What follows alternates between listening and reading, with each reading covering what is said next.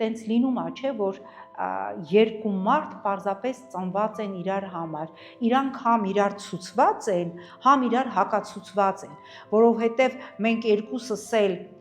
պայթունավտանգ կերպարներ ենք, երկուսս էլ հիմա է ես որ էքստրեմալիստ չեմ, ես եթե ահաբեկիչ լինեի, ես կլինեի երևի աշխարհի ամենահզոր ահաբեկիչը, որովհետև ես ծայրահեղական եմ ամեն ինչում, սիրո մեջ ծայրահեղ եմ, ատելության մեջ ծայրահեղ եմ, երջանկության մեջ ծայրահեղ եմ, վշտի մեջ ծայրահեղ եմ եղել, այդ ժամանակ նույնն էլ ինքն էր, հասկանում եք, մենք շատ իրար նման էինք բնավորությամբ, եղել է իրավիճակ, ասենք,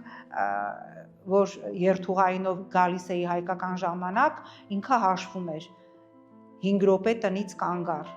լավ 5 րոպե ասենք երթուղայինը ուժ գա բան, 10 րոպե, 20 րոպե հայկական ժամանակ ես արդեն եթե հանկարծ ասենք դե լինում է երթուղայինը ուշանում էր, ես սոտովին դնում էի վառորդի ականջին, ասում էի խնդրում եմ էլի, խնդրում եմ ասեք, որ ես, այո, ասեք, որ ես երթուղայինի մեջ եմ։ Դուք էլ եք նույն ձևի խանդում։ Հա, ես պաթոլոգիկ այդպես եմ, ես Ստրասբուրգում գնում էի նիստի, Skype-ը միացրած, ինքը թարգմանում էր գիշերը, ինքը պիտի տեսներ մինչև առավոտ ես ոնց եմ քնած։ 24 ժամ կամերան եղել է միացրած։ Լուրջ կոս։ Գնում էինք ճաշի պատվիրակությունով, Դավիթ Հարությունյանը, ասենք զանգում էր, ես արդեն ամաչում էի, Սամե,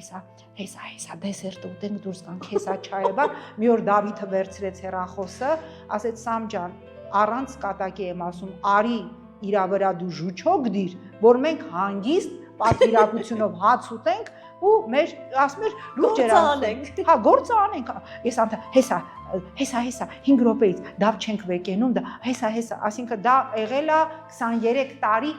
մշտապես